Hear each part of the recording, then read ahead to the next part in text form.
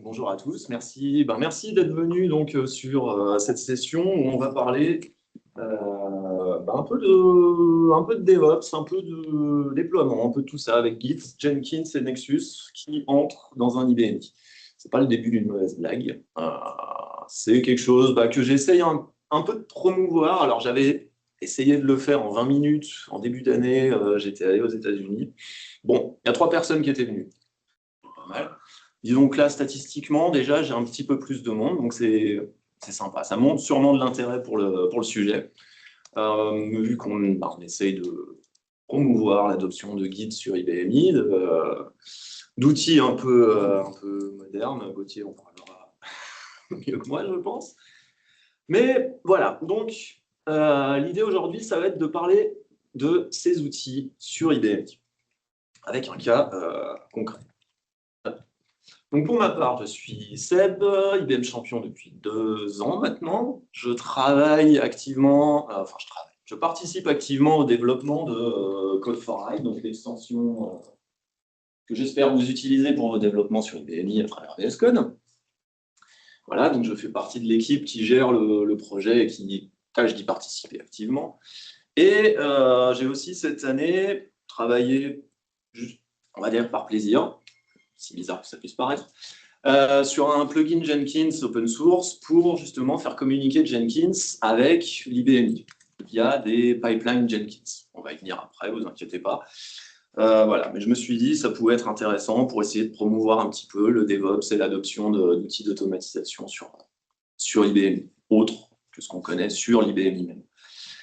Et voilà, et je travaille pour une société donc allemande depuis peu, qui s'appelle Academy Training and Consulting, et qui donc fait du training, du consulting, et maintenant un petit peu de développement, notamment d'extension VS Code pour IBMI. Bizarre. Allez savoir pourquoi j'ai fini là-bas. Bon, j'avais cette slide pour faire juste un petit point, parce qu'on a l'habitude d'utiliser pas mal d'anglicismes quand on parle de CI/CD. Voilà. Donc, aujourd'hui, on va parler un peu de build, donc qui sera le processus de construction d'une application. Je pense que je ne vous apprends rien. D'artefact. Un artefact, ça va être le livrable résultant du build de notre application. De repository, là, c'est déjà un peu moins commun. Donc là, le repository, en l'état, un dépôt, je vais aller regarder sur Wikipédia, un dépôt de paquets logiciels. Francisation toujours intéressante. Ça va être un entrepôt où on va stocker justement le résultat du build dans un dépôt central. Maven, si vous avez utilisé Maven, vous voyez un peu de quoi je parle. Voilà. Et l'idée, c'est d'avoir un dépôt. Imaginez un gros entrepôt qui va stocker le résultat de nos builds. Et on va parler aussi éventuellement de versionning, tant qu'à faire, parce que renommer une bibliothèque dans Q6 pour modifier un programme, ce n'est pas du versionning. Voilà, donc c'est un petit peu les termes que je vais employer, il y en aura peut-être d'autres. Voilà, donc vous m'excuserez. Donc l'objectif de la session, c'est de démontrer l'idée de construire une application une fois et de la déployer plusieurs fois, histoire d'avoir quelque chose de cohérent sur le cycle de vie de l'application. Parce que bon, il y aura autant de façons de faire qu'il existe d'IBMI dans le monde, mais en général, on en voit aussi bien qui vont employer cette méthode, d'autres qui vont aller déployer en prod, ce qui correspond à compiler en prod. Bon. Chacun sa façon de faire. Donc, en termes de build, l'objectif, c'est d'avoir quelque chose de répétable. De ne pas avoir éventuellement un manuel de 15 pages pour expliquer comment on va builder l'application, mais plutôt d'avoir, je ne sais pas moi, un script qui va expliquer comment on va builder l'application pour que ce soit répétable. Et aller savoir peut-être pour que ce soit applicable à d'autres applications IBM. Dans un environnement contrôlé, donc pour pouvoir le répéter, il faut avoir un environnement maîtrisé, donc avoir les bonnes bibliothèques en ligne, d'avoir le bon contexte. Donc l'idée, c'est que si on build l'application, ce soit dans quelque chose de maîtrisé. Qui va donc produire un artefact, ce dont je parlais tout à l'heure. Au terme de votre build, l'idéal, c'est d'avoir quelque chose à stocker. Si on parle d'une application IBMI, on va parler d'un self-file. Et puis, en un clic, parce que tant qu'à faire, quitte à avoir quelque chose de concis et d'automatique, autant que ça puisse être fait depuis une interface conviviale avec un seul clic, histoire que n'importe qui soit en mesure de pouvoir builder l'application assez facilement. Une fois qu'on aura produit notre artefact, l'idée, ça va être de le stocker quelque part. Là, pour ce que je vais montrer aujourd'hui, mon parti pris, c'est d'utiliser un dépôt d'artefacts, parce que si vous utilisez d'autres technos, alors ça peut être aussi bien Node.js, ça peut être Java, ça peut être un petit peu n'importe quoi. Toutes les technos, on va dire open, fonctionnent maintenant avec des dépôts, des repositories centraux. Donc, si vous allez moderniser votre IBMI, vous allez probablement travailler avec des technos open et je ne sais pas, vous allez faire un beau front-end dans Node.js qui va coder avec l'IBMI. Il y a des chances que ce front-end soit packagé, buildé et stocké dans un repository. Si c'est du Java, ça va finir aussi dans un repository. Donc, tant qu'à faire, pourquoi pas, l'IBMI aussi peut avoir sa place dans un référentiel d'artefacts, dans un dépôt d'artefacts. On le verra après, pourquoi pas, pour pouvoir justement définir des dépendances entre les artefacts et dire bah, telle version de mon back-end, elle aura besoin de telle version du front-end. Ça, on peut le définir avec ce genre de techno. Donc, dans une démarche de modernisation, on ne va pas se couper des outils existants. Encore une fois, s'il y a déjà des technos qui en plus existent pour les développements open, on les réutilise.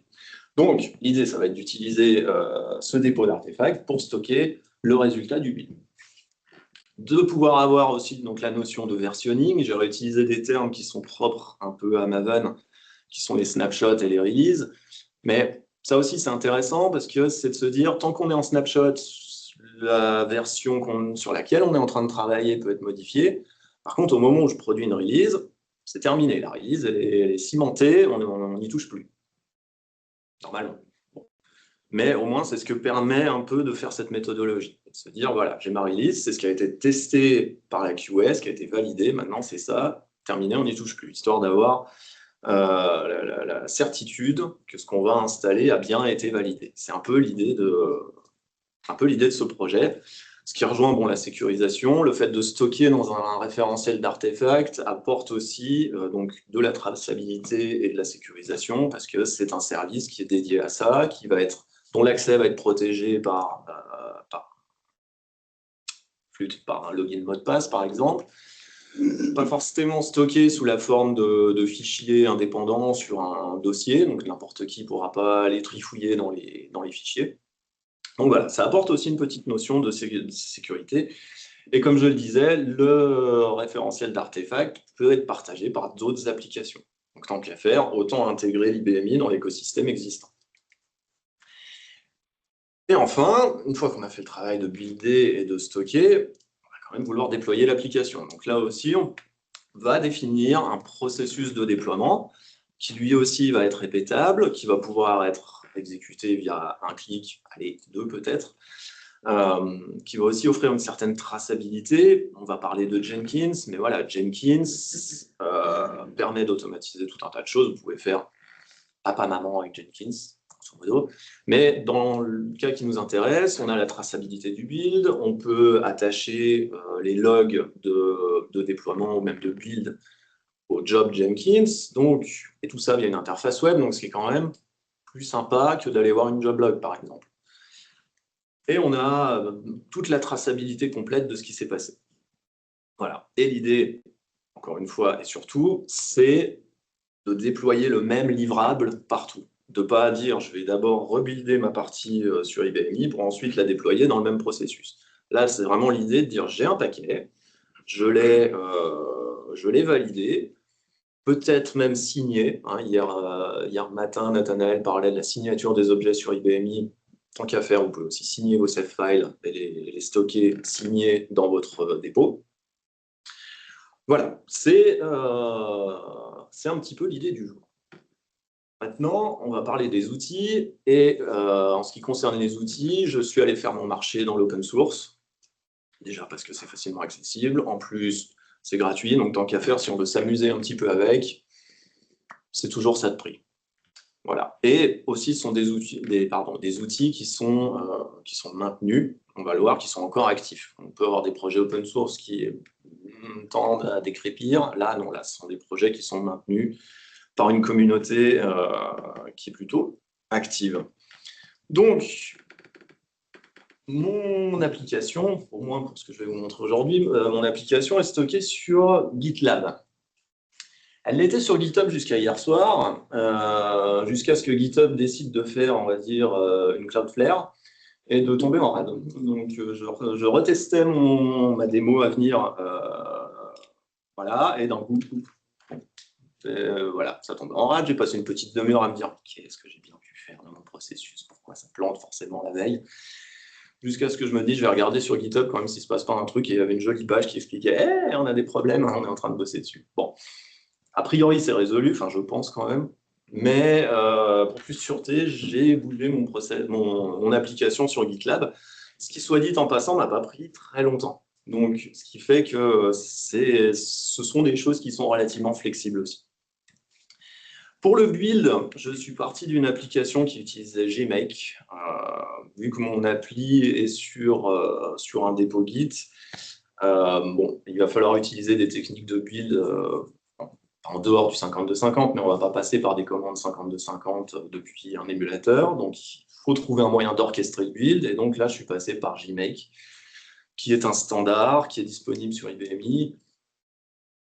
C'est assez brut de décoffrage en soi. Il existe d'autres outils, on va le voir, pour mener le build. Et après, j'avance sur la fin sur la conclusion, mais l'idée, c'est de vous démontrer comment dire, l'agencement du processus. Maintenant, à la fin de la session, l'idée, c'est de vous dire, c'est un gros Lego, vous avez des briques, vous pouvez les interchanger, il n'y a pas de problème. Là, je présente un projet qui est sur GitHub, votre projet est sur Q6, il n'y a pas de problème. Il y aura moyen d'appliquer ce modèle-là aussi sur une application qui est sur Q6, dont le processus de build tournera et sera stocké dans un CL, par exemple, ce n'est pas un souci. Pour l'automatisation, donc, on utilisera Jenkins et quelques pipelines. Pour le dépôt d'artefacts, j'ai choisi Sonata Nexus, voilà, qui lui est open source. Son principal concurrent, c'est JFrog, Artifactory. Pourquoi l'un plutôt que l'autre? Déjà parce que, par expérience, dans mon précédent job, on utilisait Artifactory. Il est un petit peu plus lourd à mettre en place et offre un peu moins de possibilités par défaut. Nexus vous permet, dans sa version open source, parce que Sonata peut quand même faire de l'argent, donc ils ont un support payant et puis une version qui ajoute plein de fonctionnalités, mais dans la version open source, donc disponible gratuitement, vous avez la possibilité de stocker suivant la plupart des standards, c'est-à-dire des images Docker, des images, des projets Node, des projets Maven, des projets... Il y en a une liste longue comme le bras, alors que JFrog est plus limité dans sa version open source. Et en plus de faire tourner Nexus, m'a beaucoup moins pris la tête que de faire tourner Artifactory. Allez savoir pourquoi. Sachant que tout ce que je vais vous montrer là tourne sur ma machine via... donc c'est pas Docker, mais c'est tout comme, parce que la containerisation, c'est chouette. Donc, vous avez en plus des images Docker pour tous ces produits pour essayer de reproduire après. J'attacherai sur le SCED un peu la recette de cuisine que j'ai utilisée pour mettre ça en place, pour au moins que vous ayez une idée.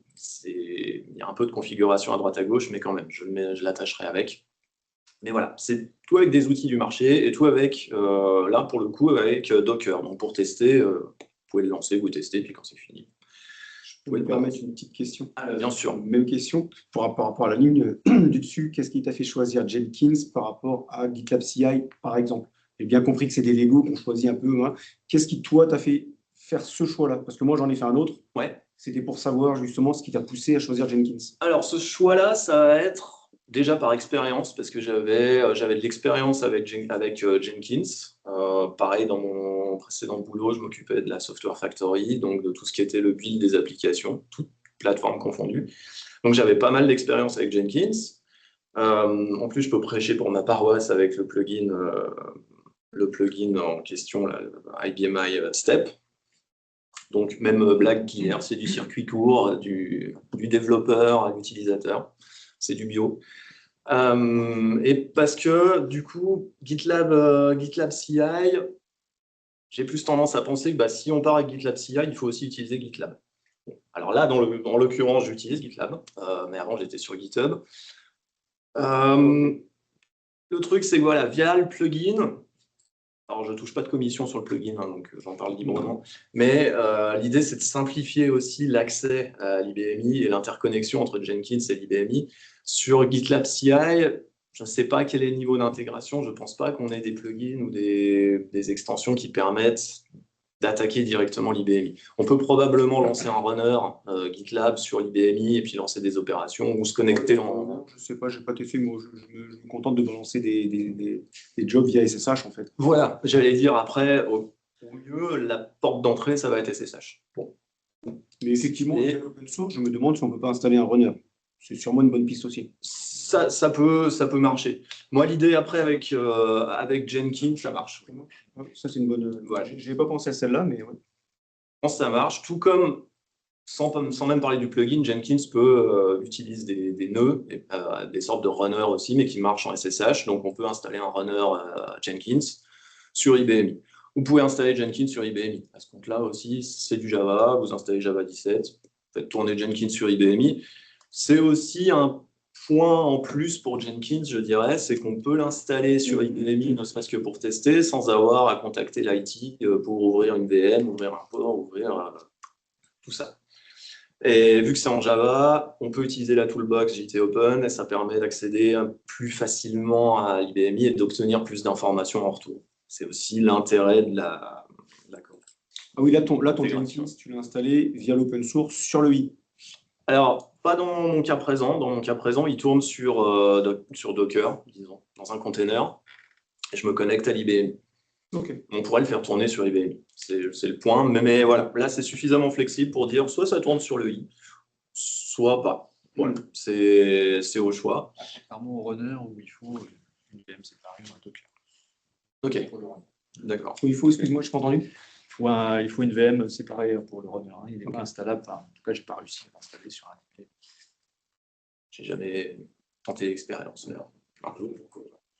Et bon, en plus, je l'ai fait tourner sur ma machine parce que vu que je vais attaquer Pub 400, je ne pouvais pas vraiment faire tourner n'importe quoi sur Pub 400. Enfin, je peux le faire tourner, mais je n'aurais pas pu y accéder. C'est surtout ça. Tu vas faire des copains. Aussi.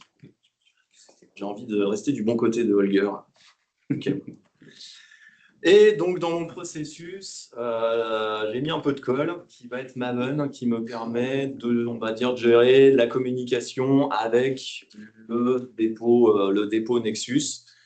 On reviendra après sur Maven et pourquoi j'ai eu cette folle idée d'utiliser Maven dans ce cas. Pas Gradle? Comment? Pas Gradle?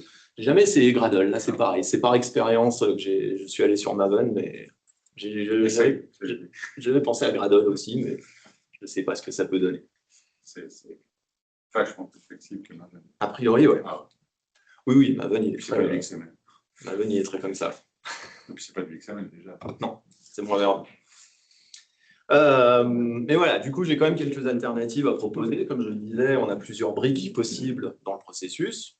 Et c'est un modèle. C'est encore une fois, c'est pour vous partager une idée. Et après, que vous retourniez à la maison avec vous-même vos propres idées pour adapter un processus.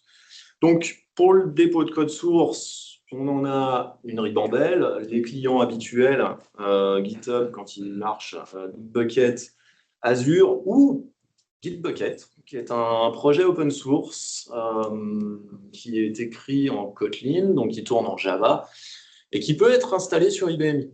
Donc, si par exemple, vous avez un petit projet de modernisation ou de faire des tests avec Git, mais sans forcément vouloir aller sur GitHub ou ça, je vous conseille de jeter un œil à Gitbucket, qui est une bonne alternative qui permet d'avoir les fonctionnalités principales d'un dépôt Git sans forcément passer par les grands acteurs du marché, qui peut donc tourner sur l'IBMI si besoin.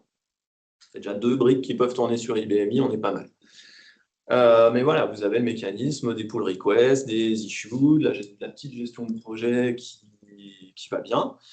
Les webhooks aussi, pour avoir de l'automatisation, les mêmes webhooks que GitHub. Donc, C'est une alternative intéressante, d'ailleurs de l'époque de Merlin, petit ange parti trop tôt.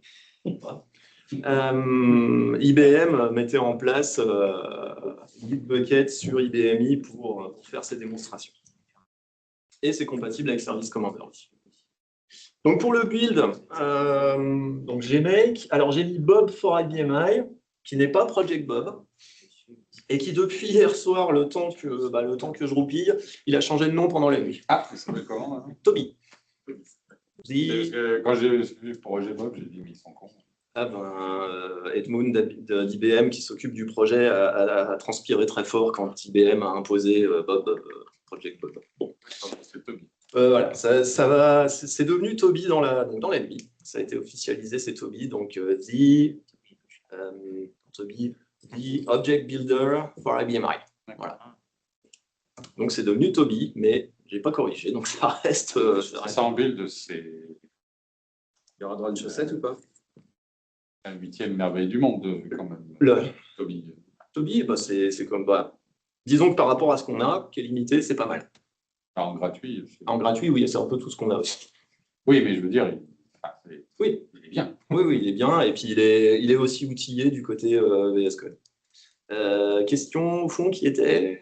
Non, il va être libéré avec une petite chaussette ou pas, Toby? Probablement. Ça pourrait être une bonne idée d'icône aussi. Donc Toby qui est basé sur Make aussi, à base de Makefile, mais qui est, comme tu le disais très justement, qui fait quand même bien le job quand il s'agit de builder des objets IBMI, vu qu'il va intégrer les notions de spool file, d'output, de build, etc. Donc il va faire ce travail-là qui est disponible via les outils open source, donc via Yum, installé sur le i, qui est bien documenté aussi, pour le coup, qui se connecte, entre guillemets, avec SourceOrbit, l'extension VS Code de gestion des références croisées, grosso modo, et qui permet de gérer un peu les makefiles, de générer les makefiles de Toby automatiquement. Donc, c'est assez bien outillé. Sinon, vous avez toujours la possibilité d'avoir un script shell. Bon, si c'est un petit projet, si vous faites un test, peut-être pas la peine de sortir l'artillerie lourde tout de suite. Un petit shell, ça passe aussi. Ou un CL, en tant qu'à faire. Voilà, si vous avez 4-5 objets à builder, pourquoi pas un CL. Et puis, vous avez aussi les outils des éditeurs tierces. Mon ancienne paroisse était Arcade. Vous pourriez vous interfacer avec Arcade ou avec d'autres outils. Peu importe, vous lancez une commande et vous récupérez le résultat. Peu importe la commande. Pour ce qui est de l'automatisation, on reparle de GitLab CI/CD ou des actions GitHub.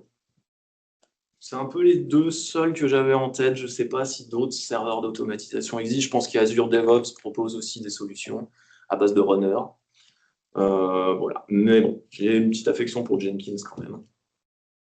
Pour le dépôt d'artefacts, donc Nexus, on en a parlé, Artifactory.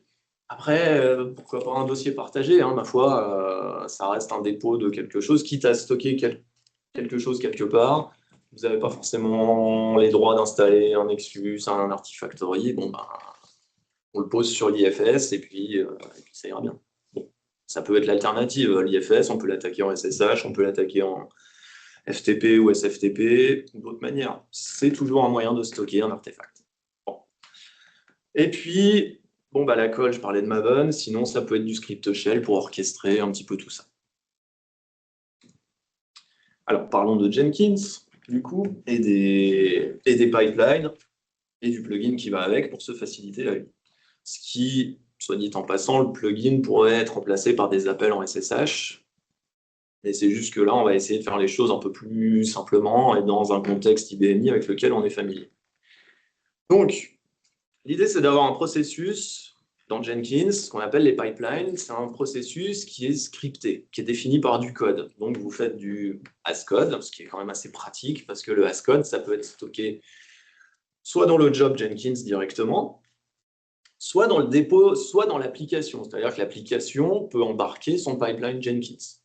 Et en plus, elle peut l'embarquer par branche. C'est-à-dire que Jenkins, si on lui demande de faire ce qu'on appelle un pipeline multibranche, il va dire « Ok, je prends ton projet Git, je vais scanner toutes les branches, et toutes les branches qui ont un Jenkins file, je vais leur créer un petit job qu'on pourra lancer pour exécuter ce pipeline. Donc l'idée, dans notre cas, bien sûr, il faut passer là par Git si on veut stocker le processus avec le projet, mais l'idée, c'est que le projet porte son processus avec lui, porte son processus de build sur Jenkins, et donc il peut éventuellement varier par branche, ce qui offre une certaine flexibilité par rapport au process de build.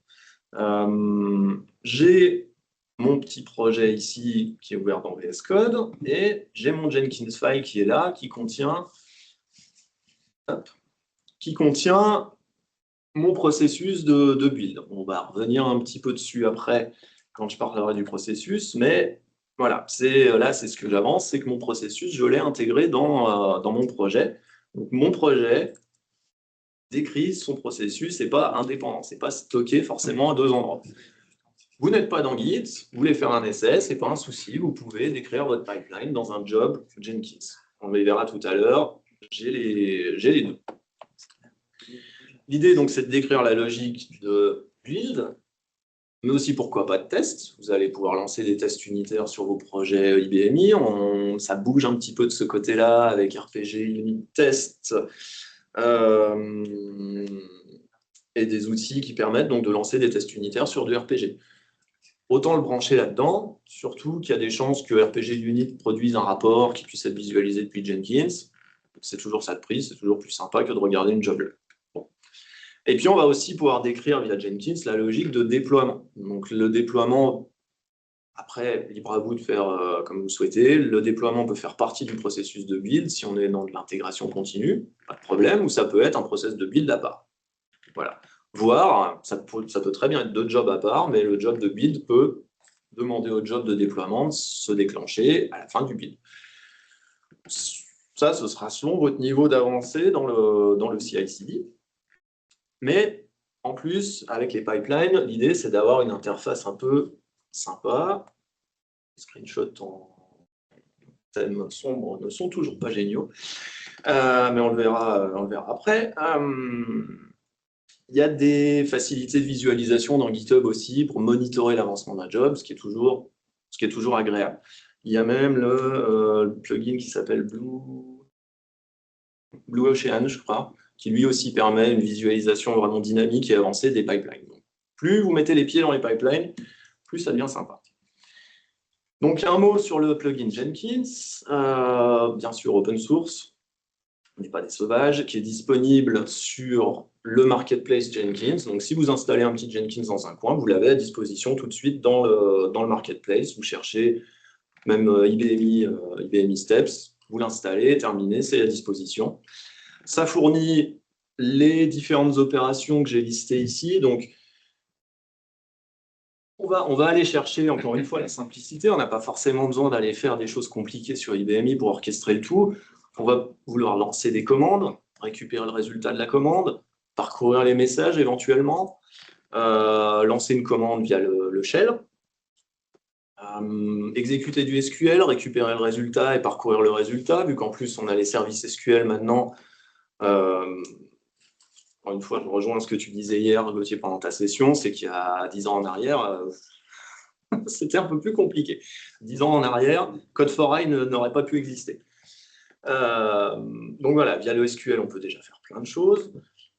Récupérer ou déposer les save files, parce que ça demande toujours un peu le même genre de manutention au niveau du save file. Donc ces steps-là du pipeline permettent de manipuler, de créer, de récupérer les save files et leur contenu.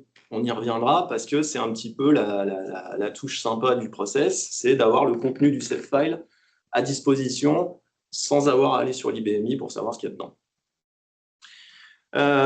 Ensuite, déposer des choses sur l'IFS, éventuellement lire un spool file, et si vous soumettez un job, attendre que le job se finisse. C'est un peu la boîte à outils de base de l'IBMI, mais qui permet, à mon sens, de couvrir la plupart des opérations, je pense. En assemblant ensuite ces différentes étapes dans votre pipeline, vous allez pouvoir faire à peu près tout et n'importe quoi. Si vous êtes curieux, il y a la page donc, du projet qui est générée par Jenkins automatiquement, où vous avez l'intégralité de la documentation de chaque step, avec des exemples aussi à la fin. Si vous regardez un step, vous allez avoir les différents paramètres de ce step, des exemples et les objets qui sont manipulables et qui peuvent être ensuite récupérés dans le pipeline. Donc, si par exemple, là, j'appelle une commande, j'obtiens cet objet et j'ai ces méthodes qui me permettent de parcourir et de manipuler le résultat. Donc, vous pouvez aller chercher un message dans le retour de la commande, vous pouvez avoir une représentation un peu plus sympa. Je vous laisserai la parcourir au besoin. Comment on repasse? Hop, voilà. Voilà. Donc, c'est tout documenté. Et au pire, je ne suis pas loin. Voilà. Donc, on fournit les steps pour le CL, le shell, l'IFS, les CFI. Bon. Un mot sur Sonatype. Sur Sonatype Nexus, donc le dépôt d'artefacts. On va y accéder via une interface web, ce qui est déjà pas mal, et on va pouvoir visualiser nos artefacts.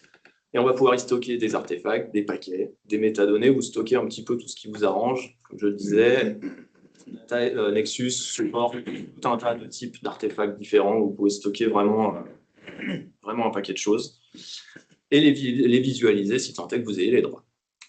Et ça peut s'interfacer avec Jenkins, mais je ne suis pas allé jusque-là. On avait déjà assez à faire.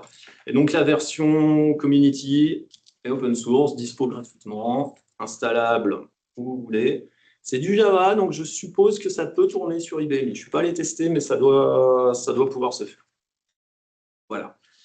Alors, Apache Maven, pourquoi me suis-je flagellé avec Apache Maven? Bon, par expérience, et puis aussi parce que Maven, alors à la base, on s'entend bien, il est dédié à Java. C'était à la base dédié pour ça. Maintenant, Maven peut faire un petit peu tout et n'importe quoi, dans la limite du raisonnable, dans la limite du casse-tête que ça peut devenir aussi, via de nombreux plugins. Et surtout, Maven, c'est dialoguer avec les dépôts Maven, avec les repositories Maven. Maintenant, on peut gentiment tordre le modèle pour demander à Maven d'envoyer un artefact qui n'est pas un fichier jar, qui n'est pas un POM. Là, en l'occurrence, je ne me sers pas d'un fichier POM qui décrit les projets Maven d'habitude. Ceci dit, je pourrais, parce que ça permettrait de définir des dépendances, comme je le disais tout à l'heure, entre mon projet IBMI et un éventuel projet Open, un autre projet hébergé, lui, sur mon dépôt d'artefacts. Bon. Donc, on peut l'utiliser dans d'autres scénarios. C'est un petit peu ce que je fais là. On va avoir des lignes de commande, alors, un petit peu verbeuses, vu qu'il faut quand même passer certaines informations en ligne de commande, mais toujours est-il que Maven fait bien le job d'envoyer d'envoyer mes artefacts dans mon dépôt et de les récupérer derrière. Et imaginons demain, je change de dépôt parce que Artifactory fait une promo à Nexus. Maven, ça va pas le bousculer. Pour lui, un dépôt, c'est un dépôt. Donc, je change l'adresse et derrière, le mode opératoire reste le même. Après, ceci dit, il est toujours possible de remplacer Maven juste par un script shell parce que Nexus, Artifactory offrent des services REST, donc vous pouvez faire du curl, donc vous pouvez envoyer vos artefacts avec curl. Forcément obligé de vous faire mal avec Maven, vous pouvez faire du curl avec des posts. On peut se faire mal avec curl aussi, tant qu'à faire. Exactement. Il existe aussi un plugin Jenkins pour Nexus qui permet de packager l'envoi d'artefacts. Je n'étais pas sûr que ça passe dans un pipeline et de toute manière, ça reste assez simple. Voilà. Et en plus, Maven va pouvoir nous faire la gestion de l'estampillage un petit peu parce que Maven comprend la notion de snapshot et de release. Et donc, et Maven et Nexus peuvent empêcher la reconstruction et la republication d'une release, par exemple, en disant non, ça c'est fini, elle a déjà été livrée, si tu veux faire une modification, tu refais un snapshot et tu fais une révision de ton artefact. C'est pas de Nexus qui bloque ça. Alors Nexus le fait, mais on peut l'intégrer dans Maven aussi. Mais oui, dans Nexus, tout à fait. Dans la configuration de mon dépôt Nexus, en lui disant ça c'est une release et tu empêches le redéploiement. Mais on peut aussi le faire au niveau Maven. Mais là, tu as raison, je l'ai fait au niveau Nexus. Mais Maven... Il faut quand même le faire au niveau du Nexus, je pense. On peut le faire au niveau du Maven aussi, mais... Maven propose des plugins pour tester justement si le projet et ses dépendances sont toutes releasées. C'est-à-dire, on ne va pas lancer un build d'une release si tout ce qu'on utilise n'est pas déjà une release. Ça, il peut le faire, mais il faut lui demander de manière... Mais c'est pas gênant de le faire aussi dans Maven, mais je pense que quoi qu'il arrive, il faut le faire. Quoi qu'il arrive, autant le faire dans Nexus pour être sûr qu'à l'arrivée, personne passe à côté. Personne n'aille trifouiller dans le dépôt. Mais si les droits sont gérés, en principe, personne n'ira trifouiller. Donc, le processus qu'on va voir, on va dire, bon, je n'ai pas rectifié mon GitHub, hein, imaginons que c'est un GitLab, en rouge. Donc, mes sources sont dans GitLab. Hop là. Jenkins va aller récupérer les sources, va les déposer sur IBMI parce qu'on est obligé de builder sur IBMI. Donc, on va déposer les sources sur IBMI, appeler le script de construction et ensuite construire un safe file qui va être gentiment récupéré par Jenkins avec les métadonnées, donc avec le contenu du safe file aussi. Et on va envoyer tout ça dans Nexus. Et ensuite, dans un deuxième temps, raté, hop, comme on peut s'y attendre, on a un processus de build qui, lui, donc mon artefact est dans Nexus, Jenkins, encore une fois, va récupérer le safe file et va le redéposer sur 1, 2, 3 IBMI, peu importe, c'est vous qui voyez. Là, dans mon cas, je vais l'envoyer dans 3 emplacements différents. Je ne suis pas riche au point d'avoir 3 IBMI et on n'a qu'un seul PUB 400, donc voilà. Mais je vais déployer dans 3 bibliothèques à la fois. Tu peux avoir autant de comptes que tu veux sur PUB 400. Tu peux, mais après, bon. Justement, c'était aussi intéressant de dire, je build sur une partition, et après, je vais déployer sur une autre. Voilà. Donc, on va regarder ça en image. Quand même, parce que je fais des promesses. Donc, voilà l'interface de Nexus. Si je m'authentifie. Voilà. J'ai diverses dépôts sur Nexus et j'en ai créé 2 justement pour stocker mes releases et mes snapshots qui sont au format Maven. Et c'est à peu près tout. Ils vont me servir à différencier ce qui a été justement ce qui sont des releases et ce qui sont des snapshots. Parce que derrière, on peut aussi demander à Nexus de faire du ménage de temps en temps, parce qu'un snapshot n'est pas censé avoir une durée de vie infinie. C'est-à-dire qu'au bout de 6 mois, peut-être 1 an, on peut un peu faire de ménage. Les releases, non. Les releases, on les garde. Donc voilà, c'est pour ça qu'on a 2 dépôts différents. Et si je vais, par exemple, ici, je peux voir, c'est mon unique projet, mais je peux naviguer sur le contenu de mon projet. J'ai construit 2 snapshots. On va aller voir après comment ça se passe quand on va builder un nouveau. On a donc le projet qui est dans GitLab. Rien de nouveau sous le soleil. Mon projet est ici, on l'a vu dans VS Code. Plus intéressant, on a Jenkins. Ça va, ça reste lisible. On a Jenkins, donc pour la démonstration, j'ai 2 jobs de construction. J'ai le build de base. Et puis je me suis dit quand même ce matin, ce serait sympa de montrer le build multibranche, parce que ça offre une certaine flexibilité. Mais si on regarde le build qui lui-même, enfin le job, pardon, qui lui-même définit la logique de build, donc là, on part du principe que le script de build fait partie de mon job Jenkins, donc c'est stocké sur Jenkins.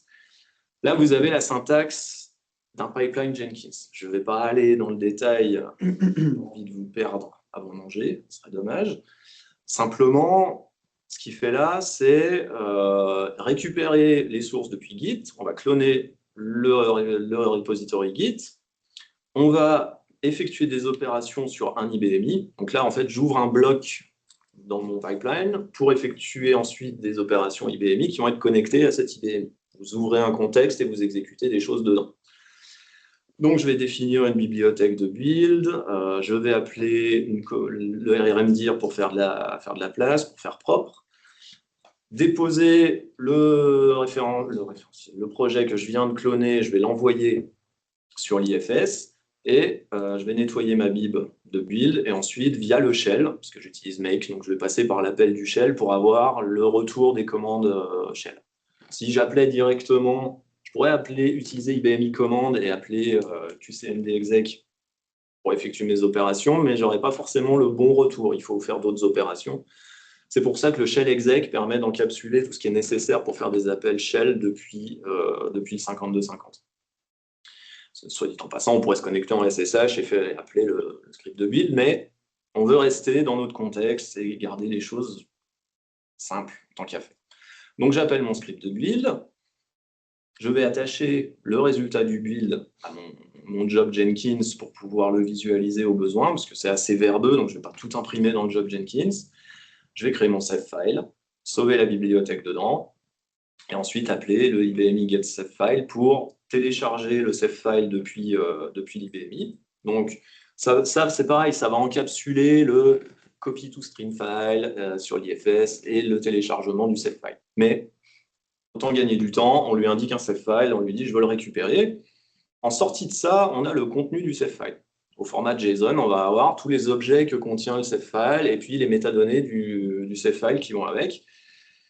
C'est le seul inconvénient du save file IBMI, c'est qu'en dehors de l'IBMI, on ne sait pas trop quoi en faire. On n'a pas d'objet de visualisation, donc tant qu'à faire, on va prendre les données et on va les envoyer sur Nexus. Comme ça, on attache le save file et ses métadonnées dans un seul et même, sous un seul et même ID et dans un seul et même endroit. Comme ça, on pourra éventuellement aller visualiser ce contenu. Et on va aussi l'inscrire et attacher les métadonnées au job Jenkins pour le visualiser sur le job directement. Et donc la partie publish ici, c'est ici où on va faire un appel à Maven, juste à un plugin qui s'appelle deploy file et qui permet de dire tu prends ces fichiers-là et tu les envoies dans le dépôt en leur attachant tel type et tel donc artifact ID, parce que Maven attache des étiquettes à ces artefacts avec un nom de compagnie, un nom d'artefact, une version et d'autres petites choses éventuellement. Donc on définit ça dans cette ligne de commande, et après, ça envoie simplement dans Nexus. Maintenant, avant de l'exécuter, on va aller sur le job multi-branche, qui lui en fait prend une adresse d'un référentiel Git, et on lui dit juste, par défaut, c'est tout ce qu'il va faire, il dit si tu trouves un Jenkins file, tu me crées un job pour que je puisse exécuter le build pour cette branche. Là, en l'occurrence, j'ai ma branche main. Bon, tout va bien. Là, si tout de suite, on va dans VS Code et on crée une branche. On va créer une branche test. Hop. Je crée une branche test et je la publie. Hop. Vous retournez sur Jenkins et vous lui dites rescanne-moi le repository, là, des fois qu'il y a quelque chose de nouveau. Et vu que j'ai une nouvelle branche, il va dire oui, tu as une branche test avec un Jenkins file, alors tiens, je te crée un job pour ton projet. Et il va même le lancer, mais je n'en ai pas besoin tout de suite. Allez. Voilà. Maintenant, je vais exécuter ce projet de build. Et j'ai pu définir des paramètres dessus. Tout ça est porté par le script, donc vous pouvez redéfinir vos paramètres dans votre script. Là, moi, mes paramètres, c'est juste pour donner la version telle qu'intégrée dans Nexus à mon build. Vous pourriez très bien définir cette version sur votre branche, ce qui serait d'ailleurs mieux, définir la version qui correspond à la branche, comme ça, quand vous buildez, le script de build récupère cette information, attache le tout à l'artefact, et ça peut être un tag plutôt. Un quoi? Un tag? Ça pourrait être un tag si tu fais une release plutôt.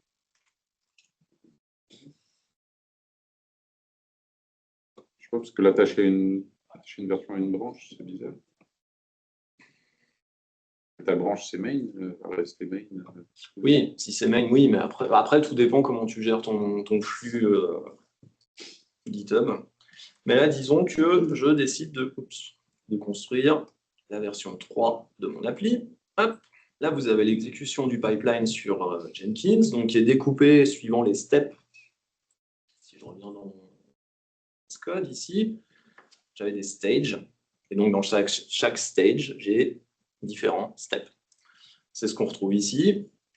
J'ai mes stages ici, et quand je clique sur les logs, j'ai les logs de ce stage en question. Donc après, libre à vous de découper comme vous le souhaitez.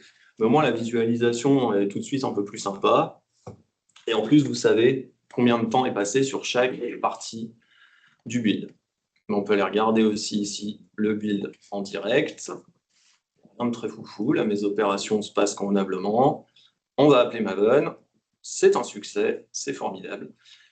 Les artefacts de build, c'est ce que j'ai attaché à mon job. Donc ici, je peux visualiser le résultat de mon gmake. Donc je vais retrouver tous mes spools de compile, grosso modo. On va s'infliger ça. Et le JSON ici, c'est le contenu de mon save file. Comme je le disais, on va récupérer le contenu du save file au format JSON. Comme ça, c'est assez standard et on peut le manipuler avec d'autres outils si besoin. Et je vais retrouver tout ce que j'ai stocké dans mon projet, avec la bibliothèque qui a été sauvegardée, d'où est-ce que ça vient, sa taille, etc. etc. Vous avez l'entièreté des objets qui ont été construits pour mon projet. Comment ça se fait qu'il n'y ait pas le save file? Qui est pas le save file. Je ne l'attache pas à Jenkins, là j'attache juste les métadonnées pour se dire voilà ce qui était dedans. Mais le save file en lui-même, il est parti dans Nexus. Je pourrais l'attacher le save file à Jenkins, mais j'en ai pas l'utilité en soi. Pas d'utilité à l'archiver au job. Ça dépend après ce que tu souhaites faire. Mais... non, mais ça fait du sens. Moi l'idée... Est-ce que tu perds tout l'historique du coup? Pour les snapshots. L'historique de... Snapshot. Pas forcément, parce que dans Nexus, si je prends par exemple avec la version 1, il va en versionner les snapshots. On a l'historique des snapshots. Et si je prends ce que je viens de builder, je retrouve, entre autres choses, parce qu'il génère des métadonnées pour lui, mais je retrouve ici mon save file, qui est bien gentiment stocké ici, et puis mon JSON. Et si demain, je souhaite voir... Bienvenue en Bretagne. Si demain, je souhaite voir le contenu de mon JSON, je vais dans Nexus et je peux le visualiser depuis Nexus. Je n'ai pas besoin de passer sur l'IDMI de restaurer mon save file. C'est un moyen de faire. Vous pouvez imaginer d'autres moyens de le faire, mais vous avez les métadonnées à votre disposition et vous pouvez les visualiser depuis là. Donc, mon paquet a été stocké ici. J'en suis plutôt heureux. Maintenant, je vais vouloir le déployer. On va changer de machine. Hop. Et si les dieux du VPN sont avec nous, tac, et ils le sont. Hop là. Et hop là. On va aller sur la partie déploiement. Tac, tac. Donc, qui lui est un pipeline qui est défini directement dans le job. Et en soi, c'est pas sorcier. J'ai une étape où je vais aller récupérer mon artefact depuis Nexus. Donc, je connais son identifiant, son artifact ID, comme on dit. J'utilise le plugin Dependency Copy qui permet juste de dire à Maven, récupère-moi cet artefact-là. Donc, je vais récupérer le save file et je peux récupérer le JSON aussi, si besoin, pour l'avoir avant de restaurer le save file, pour l'avoir dans Jenkins. Je m'en sers pas après, je crois, mais peu importe. Et ensuite, je me connecte à mon serveur, donc là, disons le test, imaginons, je vais déployer pour tester. Donc, je vais appeler le put save file qui prend un fichier local et qui va le déposer sur l'IBMI et restaurer le save file en tant qu'objet, et qui en plus retourne une nouvelle fois les métadonnées, au cas où, pour avoir le contenu directement. Et là, bon, c'est un bête exemple, mais je fais une boucle sur 1, 2, 3, et je vais déployer mon application dans des bibliothèques qui s'appellent comptst 1, 2 et 3. Voilà. Une fois que ça c'est fait, je vais quand même réattacher le contenu du save file au job Jenkins pour pouvoir le visualiser. Ça, c'était un truc sympa à voir. Voilà. Donc si je reviens ici, je vais construire avec des paramètres, parce que mon paramètre, ça va être de dire quelle version je souhaite déployer. Je veux déployer ma version 3 snapshot. Hop. Donc, pendant ce temps, là, dans VS Code, j'ai un filtre qui me permet de lister toutes les bibliothèques qui commencent par comp underscore. Pour le moment, j'ai rien. On va attendre que Jenkins fasse le boulot. Le déploiement va relativement vite. Voilà. Si on regarde les logs du déploiement, on s'est connecté à l'IBMI, on a lancé nos opérations. Donc, a priori, tout va bien et on devrait voir, si on rafraîchit, mes 3 bibliothèques qui ont été déployées à l'identique avec le contenu de mon save file. Donc, ça s'est bien passé. Là, on a vu l'entièreté du processus. J'ai buildé 2 clics. J'ai déployé avec 2 clics aussi. J'ai pu visualiser mon artefact dans Nexus. Donc, encore une fois, tout ça a été fait avec des outils qui sont disponibles sur le marché. Avant qu'on conclue, est-ce que vous avez des questions? Oui. Tout ce qui est Mac, file, etc., tu les mets sur un dépôt Git disponible pour qu'on puisse le récupérer C'est dans un dépôt GitHub et GitLab, du coup. Et ils sont publiquement accessibles. Ouais. C'était une petite appli qui existait déjà d'autre part et je l'ai forqué et un peu modifié, mais je le mettrai aussi ce sera un fichier Markdown qui décrira tout ça.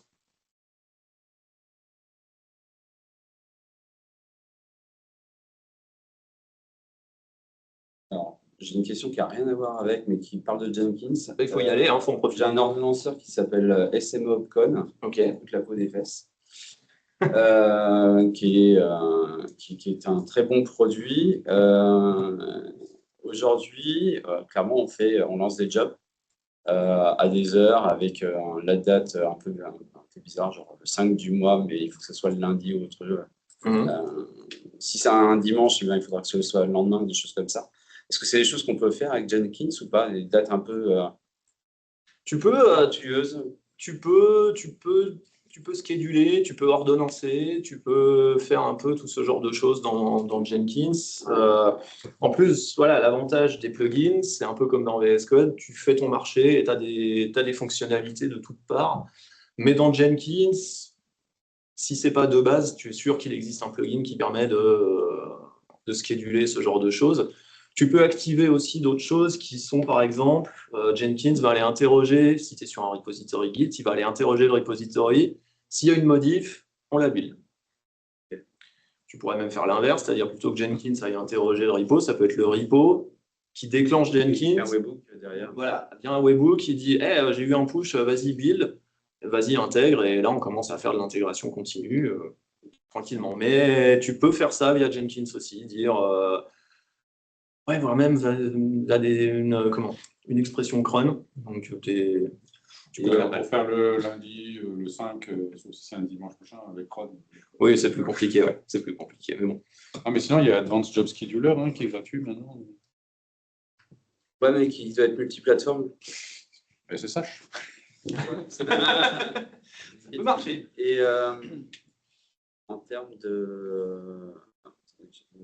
Ouais, là, par exemple, si on déploie, ça bloque parce que, je vais dire une chose là, l'objet, la bibliothèque est tenue. Là, c'était un monde un peu... c'était bien, il n'y avait rien, donc on crée la bibliothèque, c'était facile. Les jobs, les tables sont tenues par les utilisateurs pour shooter, pour revenir en arrière. Est-ce qu'il peut faire un retour arrière ou c'est à nous de l'intégrer dans Jenkins directement? Là, il faudrait l'intégrer. Ouais. Là, ce que te donne le plugin, c'est vraiment des outils. Et après, il faut construire autour de ça. On n'a pas de processus automatisé. Je sais que les éditeurs tiers en ont. Ouais. Si tu passes par le déploiement ou le build avec des outils tiers, souvent tu as un rollback qui est intégré. Là, il faudrait le gérer soi-même. Faire une copie de la bib avant de la déployer ou faire une copie des objets, vu qu'on a le détail des objets avant.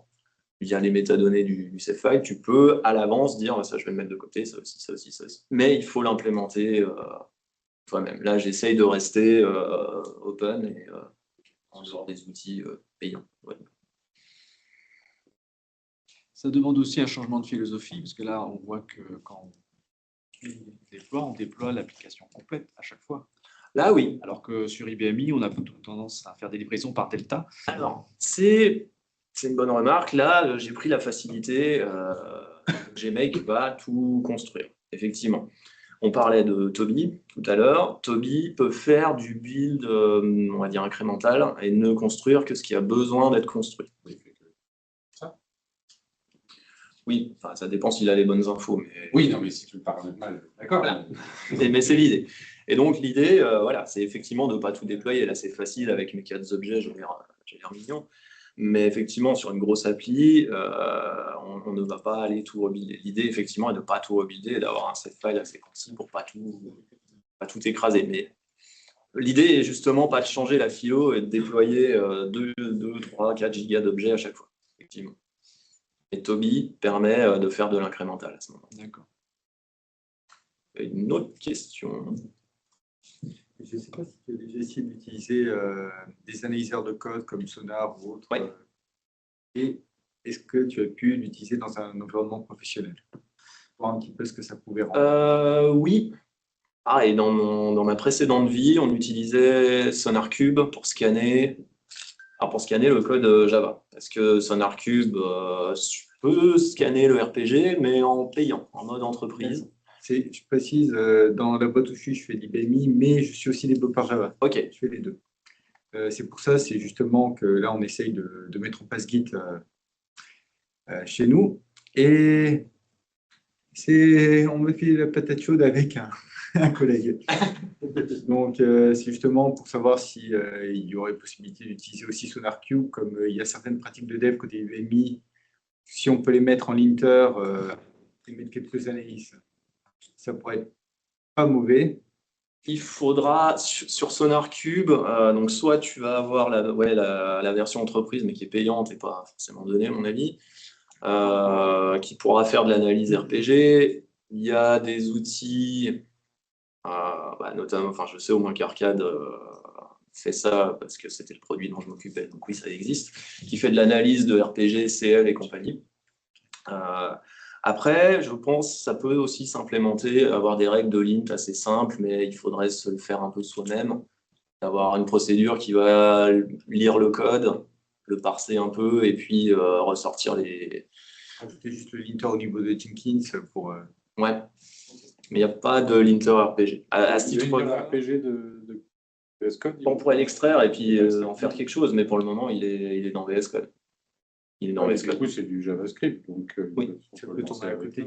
On peut le lancer avec Node, ouais.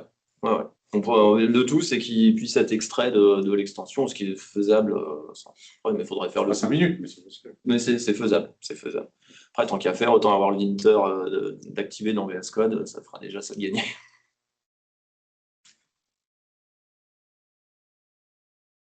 Un retour d'expérience sur la maintenance de Jenkins, parce que moi, si je m'en suis détourné, c'est parce que j'ai un collègue qui était responsable justement des mises à jour de Jenkins et autres, et il s'est cassé les dents tellement de fois sur les montées de version, incompatibilité, Java ceci, Java cela, qu'on a relativement tiré à boulet rouge en fait sur Jenkins, et c'est une des raisons pour lesquelles je m'en suis détourné, parce qu'au début j'étais Jenkins, Ouais. je m'en suis détourné aujourd'hui au profit de GitLab CI. Ok. La principale raison, c'était des problèmes de maintenance, De maintenance et de mise à jour. de montée de version. Alors, là, pareil, d'expérience personnelle sur les années où j'ai utilisé Jenkins, au bout d'un moment, pour te dire, sur la VM où tournait Jenkins, j'avais mis en place un cron qui, tous les dimanches, lançait, donc c'était sur une distribution Linux Debian, donc je lançais la mise à jour Debian tous les dimanches et la mise à jour des plugins Jenkins tous les dimanches. Et donc j'arrivais le lundi matin, mon Jenkins était à jour et sur toutes ces années, j'ai jamais eu de problème sur les mises à jour, sachant que voilà, ça se tenait à jour au fur et à mesure. J'attendais pas la prochaine LTS pour faire la mise à jour. Je me tenais vraiment à jour dessus. Bien honnêtement, j'ai pas eu de soucis sur les mises à jour. En les tenant comme ça à jour régulièrement, les montées de version n'ont pas fait transpirer plus que ça. Je pense que c'est plus compliqué si tu pars d'une ancienne version, tu laisses passer C'était plus ça, tard, hein, c'était, et tu fais des mises à jour. on a dû faire un rollback, malheureusement, enfin, ça s'est très très mal passé ce jour-là. J'imagine. D'expérience, j'avais meilleur temps à tenir mes mises à jour, parce qu'il te tient à jour, enfin, il te tient informé. Ah, il y a une nouvelle version qui est dispo. Bon. Il le fait régulièrement sur les plugins aussi. Même si tu fais les mises à jour le dimanche, le lundi matin, les mecs font des mises à jour pendant la nuit, donc c'est terrible. Mais moi, je le tenais à jour régulièrement, en fait. Et ça ne m'avait pas posé de problème. Il n'y a pas un matin où je suis arrivé où ça a fait poum. Voilà. Ça va bien avec Docker aussi. Aussi, ouais. Aussi. Tu externalises tes données et puis comme ça, tu es tranquille. Mais j'ai eu plus de problèmes à faire ça sur Artifactory, par exemple. Artifactory, je faisais une mise à jour automatique et d'un coup, c'était fini parce que il est quand même plus lourd que Nexus. D'expérience, il est plus lourd que Nexus à lancer. Nexus est moins gourmand, et plus rapide. Donc voilà ce que je peux en dire. Autant se tenir à l'eau. Merci. Et de rien. Alors, donc, vous avez d'autres questions? C'était visiblement clair. Ou alors vous êtes rincé. Juste donc pour conclure, on build en un clic, on déploie en un clic, idéalement. Voilà. On peut monitorer l'avancement des différentes opérations via une interface qui est conviviale, et dans les deux cas, Nexus et Jenkins, je ne vais pas quitter mon navigateur. Et puis voilà, c'est flexible, encore une fois, c'est un gros jeu de Lego, les différentes parties peuvent être remplacées. Le tout, c'est de se dire, tiens, ça c'est possible, je peux tendre vers ça. Ce n'est pas la solution unique, loin de là, ce n'est pas une vérité absolue, c'est juste se dire, ah, c'est possible de le faire, on l'a vu tourner. Il y a des choses à prendre là-dedans. Voilà, maintenant, libre à vous de construire votre chaîne avec les outils à disposition. Voilà. Il ne reste plus qu'à vous remercier pour votre attention. Merci beaucoup.